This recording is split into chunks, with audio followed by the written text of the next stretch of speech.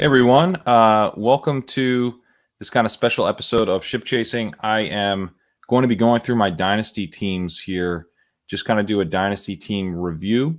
I had a really good year in Dynasty, my best year that I've ever had.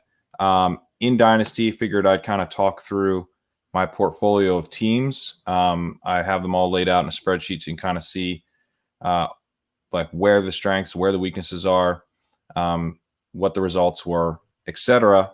Kind of run through that here on the last day of the year. Kind of felt like an appropriate time to kind of look ahead at my Dynasty portfolio, see what's going on, and hopefully just give you a sense of like the way I think it's a good idea to look at these teams and get a sense of like what I'm trying to do, what the plan is going forward, what the plan was, if it worked, what I'm doing next. So I arranged these here in order of stakes. And I'll start with this FFPC best ball league that I picked up this year. This was a startup this season. I had never tried this format before, so I just picked one up at the $77 level. And yeah, it was pretty fun. I won the league, and this league has roster limits in the offseason of 14. So let me just talk you through what this spreadsheet is, because I know there's a bunch of colors. But basically, I've got the league format here, tight end premium, PPR, and best ball. The result here, the plan for 2021 here, any cut down dates, because some of like FFPC has set cut down dates where you need to get your roster down. They have multiple cut down dates in this season, or in this throughout the season. They have multiple cut down dates to different numbers, basically pre-rookie draft and then post-rookie draft pre-season. This is how many cuts I need to make based on my current roster and the roster limits.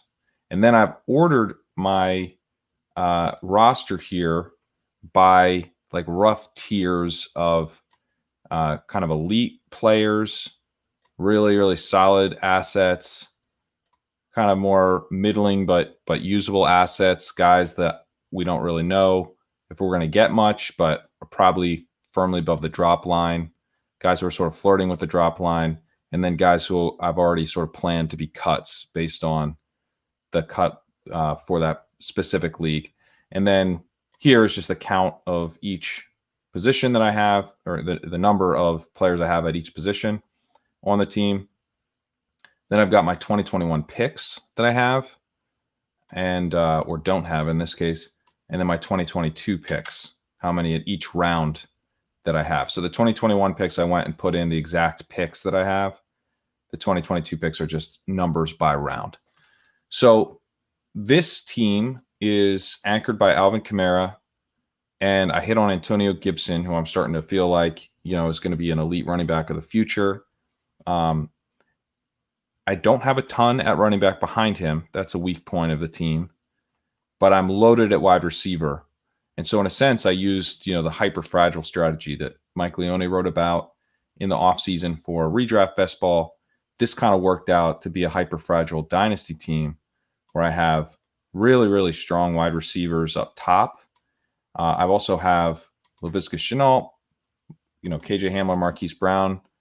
Maybe those guys emerge as real weapons later on. So I feel like not only am I deep at the top at wide receiver, but I do have young wide receivers that could emerge. This is a tight end premium league, so tight end definitely a weakness, especially if Gerald Everett does not leave in free agency, as I think he might, which would unlock Tyler Higbee as maybe more of a green type of asset here. But if Everett comes back, then tight end is going to be a bit of a concern. The thing with these leagues is that because you have to cut down to 14, quarterback, I think, is really de-emphasized. I was able to pick up Mitch Trubisky and Drew Lock in week 16 to just sort of try to get over the top. And I actually did need like 60 points to win the league in the last week, but I had Devontae Adams, Alvin Kamara, Mike Evans, Stephon Diggs. So I got all the huge games in week 16, and that vaulted me over the top just barely. So that was a pretty exciting final week of the season, but I was able to pick up these two quarterbacks it was funny because Ben Roethlisberger actually ended up being the guy who got in my starting lineup. But the point is, you don't have to have a ton of assets in the quarterback position in this format. And so my guess is that I cut both these guys. It's possible I even cut Roethlisberger and try to get a quarterback back here in the rookie free agent draft with one of my late picks, and then use the waivers throughout the season again to shore up quarterbacks. So that's the situation here. I don't think there's too much to do. I feel pretty good about Kamara next season. Antonio Gibson, I'm very excited about next season. All these wide receivers are looking pretty strong for next season. Certainly, I could try to sell Devontae Adams off this monster season. May shop around a little bit to see what I can get, but it's hard to move off a guy who just had that type of season when you just won the league. So I'll have to figure that out. But that kind of sums up this team.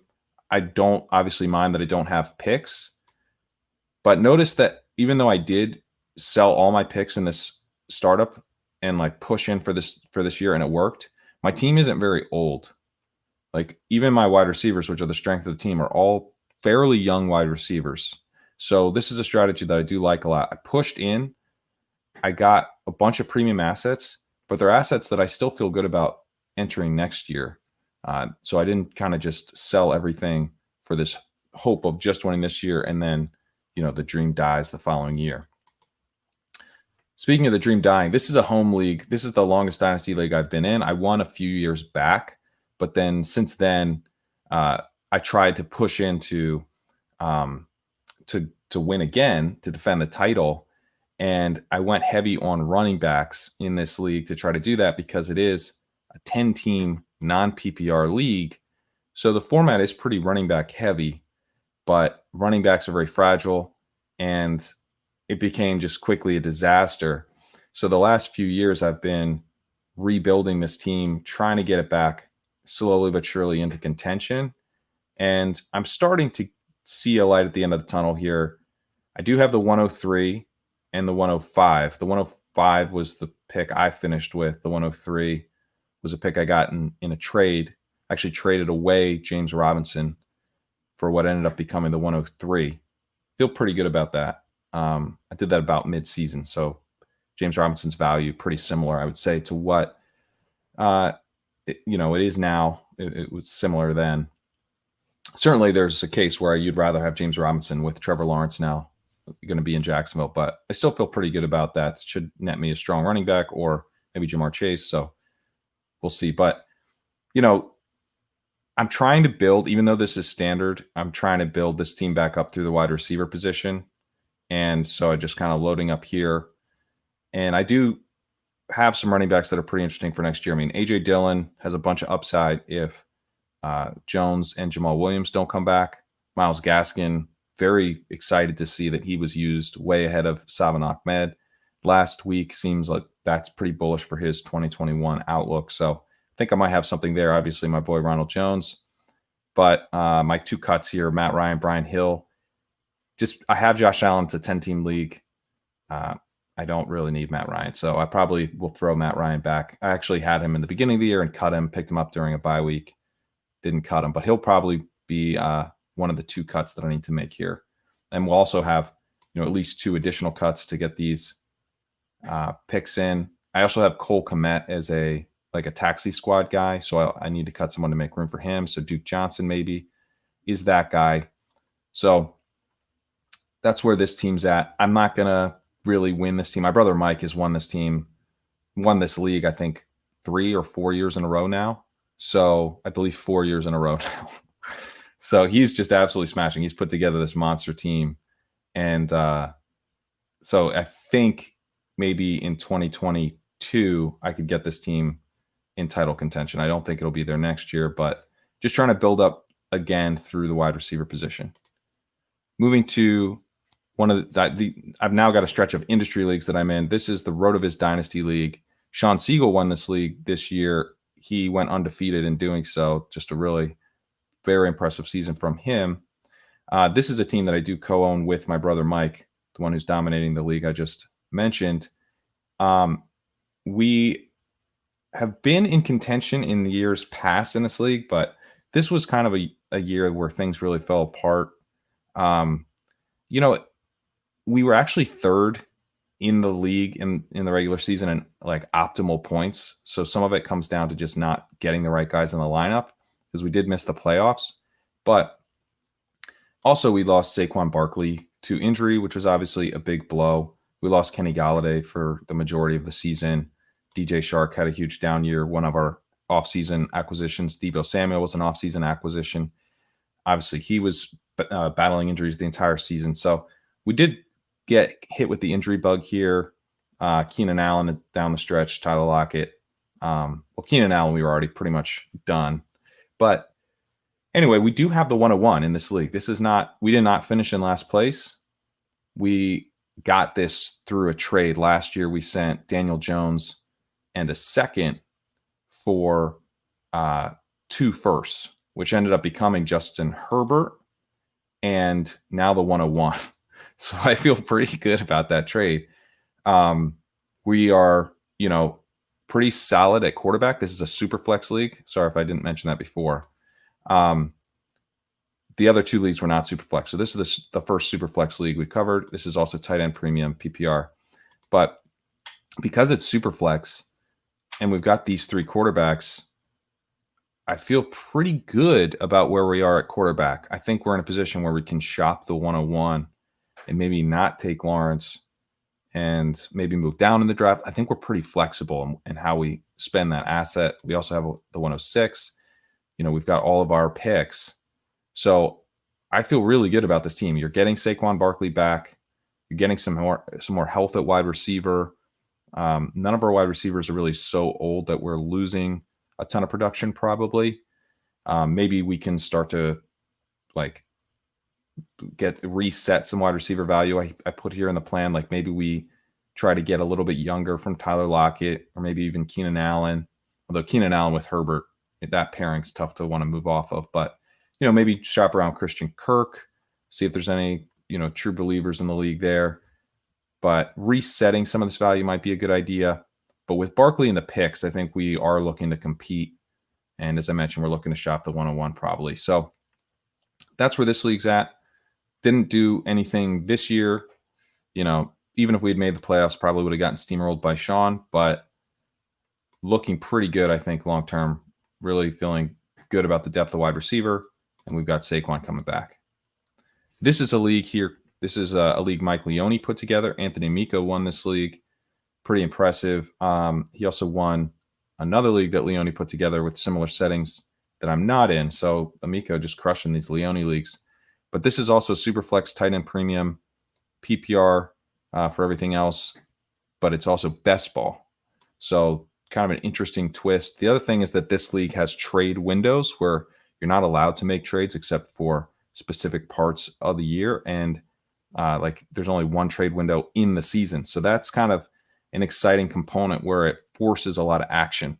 If you do have dynasty leagues that are just kind of a little bit less active than you want, I actually think limiting the amount of time that people can make trades, creating this trade window, it just focuses everyone's attention on the league for that week. It's a similar dynamic to what you see during the rookie draft, where everyone has to pay attention, has to get up to speed on what they're doing with their team. And you kind of create like an artificial version of that in season. It's a pretty fun tweak. But this team, completely punted this year. But I do have some assets, I would say. Jerry Jeudy, Jalen Reagor, Denzel Mims. There's some assets here. I feel actually pretty solid about quarterback. I got Ryan Tannehill in a trade, traded away Aaron Rodgers and James Conner and got Denzel Mims and Ryan Tannehill. That was to Anthony, who won the league. So pretty mutually beneficial trade. But, I feel good about getting Mims for this team that is in total punt mode. This was a startup that we did this year, and I just completely punted. But as a result, I have the 102, the 107, the 109, 2 seconds. I have 4 picks in every round in 2022. So just an insane amount of rookie pick capital to spend here. I also have Michael Thomas that I think will probably make a pretty nice trade asset in season next year. So I think I can get this team on its feet pretty quickly. Obviously, not going to be contending in 2021. I just finished second to last. But with all the picks in 2022, I don't have to make all those picks. That's trade capital ammo. I'm going to own a ton of that rookie draft, and I could potentially, trade some of that off prior to the rookie draft. I can trade those assets starting. I probably will wait until, at least in season next year to start moving any of those picks. But I think I have the capital to get this team a little bit more competitive quicker than you might think. Moving to the Black Crown Dynasty League. This is a league that Curtis Patrick runs, which is just managed incredibly well. He's an incredible commissioner, sending us various gifts and stuff. So shout out to Curtis. It's an awesome run league. And Tyler Beaker won this league. He kind of steamrolled the league this year. Sometimes you get that with startups, which this was. We did another startup. You notice a theme. I took quite a few startups this year during lockdown. So it ended up being a good way to distract myself. Don't have any cuts to make here really, but I've got a couple guys I wouldn't mind letting go already. And that actually the quarantine auction, I don't have any cuts to make, but you can see the end of the roster is pretty gross. In some of these deep leagues, particularly the quarantine one, back to that, because I think this is the best example of it. It's best ball. So getting depth is just crucial. And that's actually during this startup, I realized I needed to reconfigure what I was doing and punt, because I realized it just was not going to get the depth I needed to win a best ball league. I wasn't going to have like enough strong assets up top to just have them slot into my lineup every week. And then I wasn't going to have enough money left in this auction format to get the depth I needed to really make these other roster spots get into my starting lineup enough. So that's why I decided to punt this one off. Here, depth, I think, is also a little bit of a concern. You see a ton of guys in this orange area, which is like, guys that you're not excited about really owning. I do have some nice assets at wide receiver. I feel pretty good about my wide receiver base here. I got Kyler Murray, Ryan Tannehill, Kirk Cousins. This is a super flex league as well. So, to have Kirk Cousins is a pretty stable asset. Ryan Tannehill, very stable as well, provides a little bit of upside. And Kyler Murray, obviously an elite quarterback asset. So I feel good about that. The question mark here is running back. And my 2021 plan here, find value at running back. I did make the playoffs, but it was a first round loss, and I wasn't really in the mix to make any real noise in the playoffs. So need to figure out running back here. Mostert and Moss really aren't going to cut it. I don't have any 2021 picks. I traded them off to get Jalen Reagor because I had Jalen Reagor fever during rookie season, and that's put me in a bit of a bind where I probably need to trade my 2022 picks. I probably need to pair that with something like a Cooper Kupp or Robert Woods and try to get a better running back to see if I can push in a little bit for this year. Like that running back ideally is not someone that's an expiring value. I wouldn't make that type of trade, but if I can get someone that, ideally, the dream is to get someone like DeAndre Swift or Antonio Gibson or something, but those guys are probably going to be tough. But sometimes, you can end up finding your way to an elite running back unexpectedly. That's kind of what I need to do. I need to get some assets, probably from wide receiver and my 2022 picks, try to find a running back that I can build around here, because this is a managed league, and having that elite running back, I think, is especially helpful in these managed leagues where you can then put guys like Mostert and Moss, maybe get even a few weeks out of Henderson, maybe get, some more, like refill this zero running back type of stockpile here and kind of piece together the running back 2 position with strong wide receiver weeks, which is a way that I really enjoy building my dynasty teams, building them primarily around the wide receiver position, getting an elite running back that I can basically start every week, bank on them to stay mostly healthy, and then have a bunch of running backs behind them filling in at the running back 2 position. Speaking of, this is basically what I did here in another startup. This is another Superflex Tight End Premium startup that I did. And this league, I did get that elite running back early. I I took Dalvin Cook. I passed on Kyler Murray here to take Dalvin Cook. And, long term, it set me up to where my weakness is quarterback. I've got Ryan Tannehill and Aaron Rodgers, Drew Brees behind him, but I don't have any 2021 picks. And so shoring up quarterback is the concern here. But because I pushed in from 2021 and a little bit from 2022, I don't have a first in 2022. I was able to just absolutely load up at wide receiver. And the way I did it was I did not load up on old wide receivers. I didn't shy away from guys like Julio Jones, right? But that's really the only guy that I took with a premium asset that isn't in the prime of his career. I mean, Mike Evans is like kind of the next most old guy. Cooper Kupp, I guess, they're kind of in that late 20 range. But for the most part, I was actually using my 2021 picks to push in and get rookies. So I got Justin Jefferson, I got CeeDee Lamb, I got Brandon Ayuk, I got Laviska Shenault, got Gabriel Davis later. So what I did was I built around young wide receivers, and then these young wide receivers turned into stars. Some of them, Justin Jefferson, immediately becomes an elite redraft asset. And now I get the best of both worlds, where he propelled me to a championship here, but also I, have him for years to come. He's one of the most valuable assets in all of Dynasty. So this is, if I'm going to sell my picks, I do prefer to try to go young, not old. Although again, I don't think there's anything wrong with adding a Julio Jones for some additional, high-end wide receiver production. I did go with an Aaron Jones, who could be an asset that loses a ton of value after this season because we don't know where he's going to land. Now, maybe he goes somewhere that people are excited about, but he is someone that I'm probably looking to shop, even if he does land like in Atlanta or somewhere else that people feel like he's gonna have a lot of value. But anyway, this team is built around Dalvin Cook as the elite running back. I think they'll probably kind of run that back next season, bank on him again to try to lead this team to another title.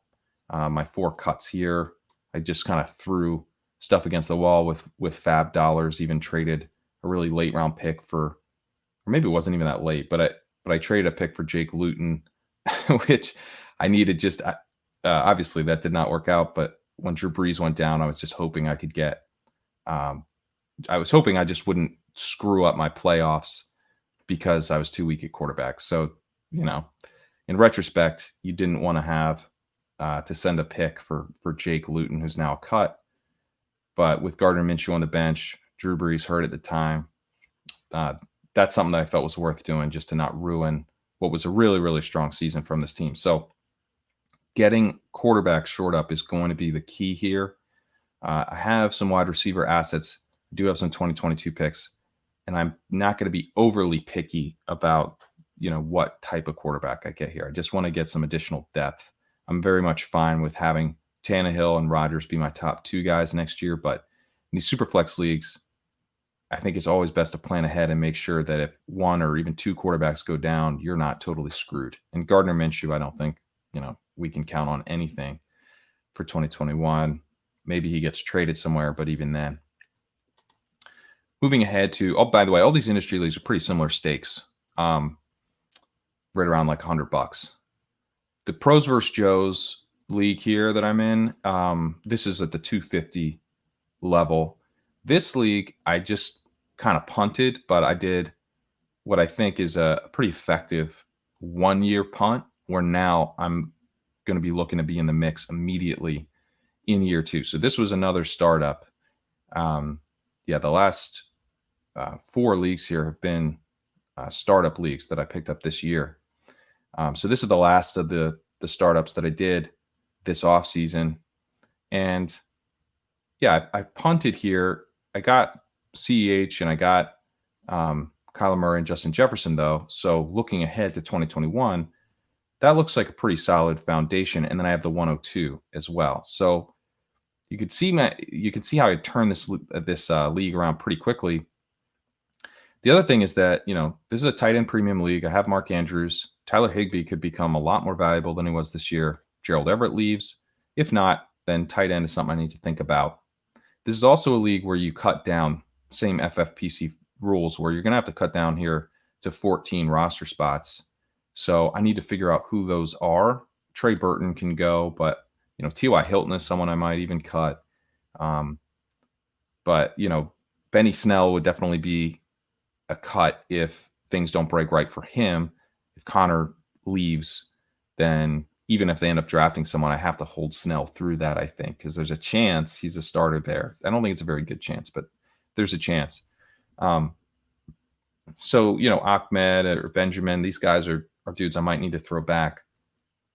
But with the picks coming in and with, Ayuk, Jefferson, I probably do need to keep Hilton just for some wide receiver production. But I'm thinking that I probably have enough to where this team can be sneaky competitive next season with these rookie picks added. And I do have, that 102, maybe I shop, maybe I shop that around and even potentially get, some really valuable assets for it. Although it's looking like that could end up being an elite running back if Lawrence goes 101. And even though Tua has really struggled this year, I feel pretty good about these three quarterbacks. And because this has such a shallow roster requirement, I actually don't want to be that deep at quarterback here. You don't have enough roster spots to just kind of throw things at quarterback. You need to be a little bit more selective. And Tua is not going to get, his career is not going to be over just because he struggled as a rookie. He's going to get at least, I think, 2 more seasons as a starter. Probably 3, even if he ends up being a bust. So I'm thinking these 3 quarterbacks are probably enough, and that 102 I can devote to skill position.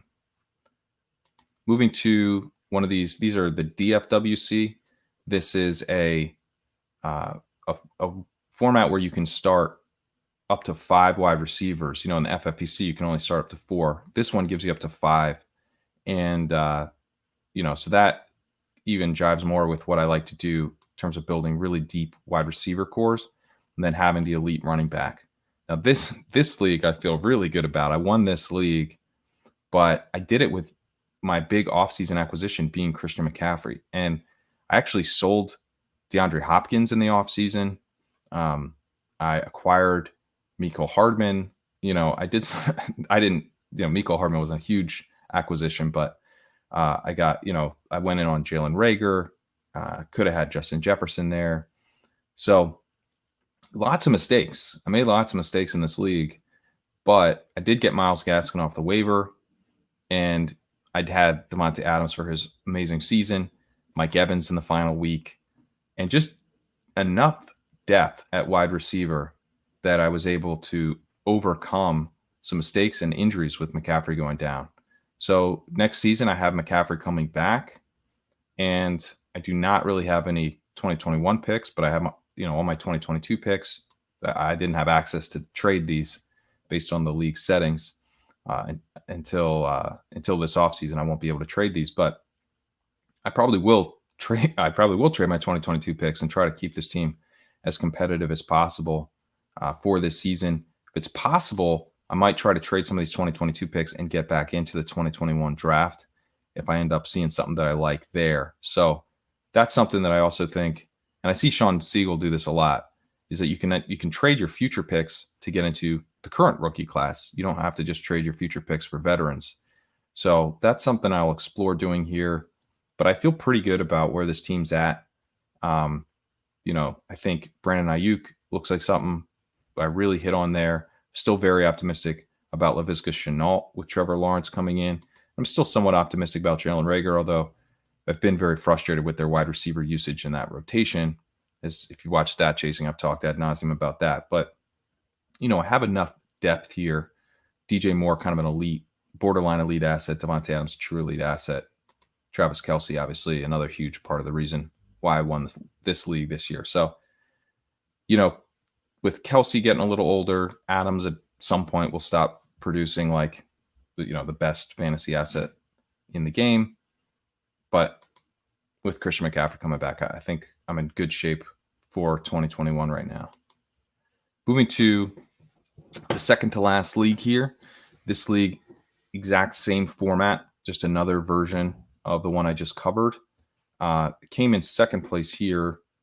And I think in part because I did not have that elite running back to help kind of put me over the top. I did have, a big week from David Johnson to close out the season. And And I've got potentially, A.J. Dillon's got some upside to maybe not be an elite running back, but certainly be a running back I feel good about starting. Chase Edmonds, maybe that job unlocks for him. Zach Moss could certainly take a leap. Tony Pollard looks like the best running back in Dallas if he ever were to get that chance. So there's guys here. Ronald Jones, obviously. I'm definitely happy to have him as a starter, but there's no one here that you can really hang your hat on. No one like a Dalvin Cook, Christian McCaffrey that you think, or even like a DeAndre Swift where you're like, man, he could emerge pretty quickly as like a 22 point per game type of player. There's no one really here on my roster like that. And I think that is a bit of a concern. Now, this team actually outscored the team that I just covered in the playoffs. And the way these playoffs work is it's the most points in your league. It's the top 4 teams make the playoffs, and then the most points of those 4 teams over weeks 14 and 16. So you're not playing matchups. I really like that, actually. Just kind of have this all play among the playoff teams for 3 weeks. And this team actually outscored the team I just covered. It just so happened that the team that finished 3rd overall in the entire competition was in this league with me. So, that team won the league, but this team finished really well. So even without the elite running back, I still had a very strong season with this league, with this team. And I think I'm in good shape here with Mark Andrews at tight end, Kyler Murray at quarterback. Those players help me just spend 1 roster spot at these positions, which is pretty nice because this is only a 20, it's 19 skill position players in season because you have a kicker and defense here. So you have to cut down to just 19 players. So it's pretty shallow. So to have Kyler and Mark Andrews here holding down the onesie positions with just a single roster spot allows you to take more shots on kind of zero running back type of dudes and just have that wide receiver depth that I think is so important. And I think I'm in pretty good shape here. I actually do have my picks here. So this should allow me to move into a running back asset a little bit more easily. Hopefully when I'm, getting close to being on the clock or when I'm on the clock, I can negotiate a trade to try to get, into someone like a DeAndre Swift or Antonio Gibson. Those are guys that I just love, but you can always poke around. And like in this previous league, I traded for Christian McCaffrey coming off of his monster season. I was actually trying to get Dalvin Cook in that league, but the Cook owner was really, really excited about Cook. And I had Alexander Madison and I had Todd Gurley and I had some picks and I threw in some other stuff to that deal. But I ended up getting Christian McCaffrey from the Dalvin Cook owner because I was able to send him Alexander Madison. So, I never would have thought that I could have gotten Christian McCaffrey coming off his just absolutely monster league winning season, but I was able to. So, it's not impossible to get these guys and just kind of poke around and see, maybe Dalvin Cook, the guy's got a vice grip on, but actually McCaffrey's available or whatever it is. So that's what I'll be looking to do here. Moving to the last league here. This is a league I co-own with my buddy Josh, and we won the league this year. This was a league we drafted last year.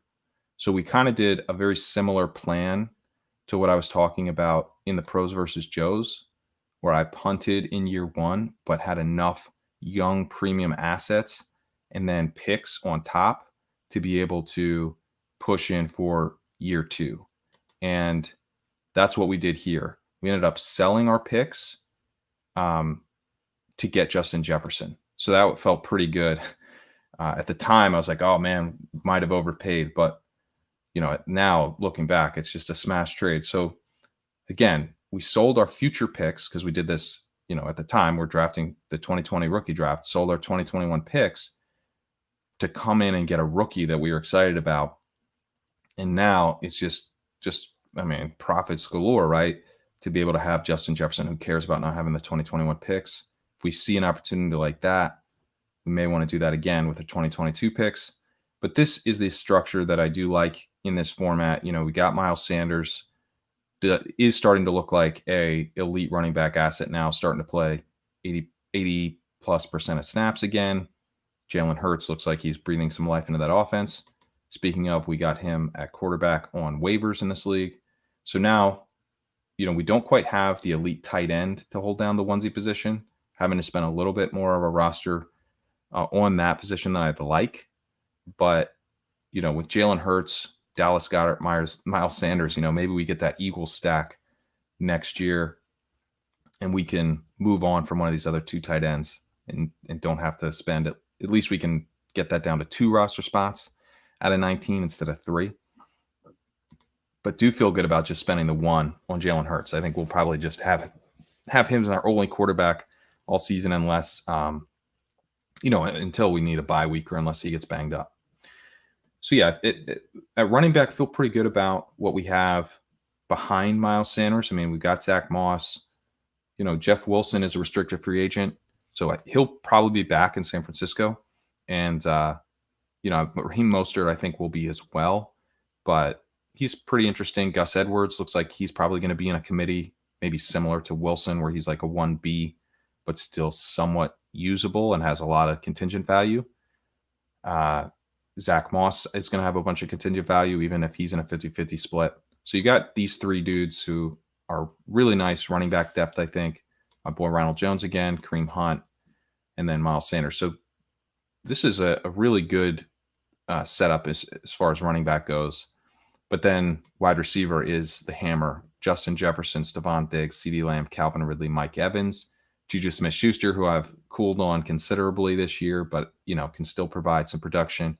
Gabriel Davis is starting to look like he could be a pretty valuable asset if John Brown leaves.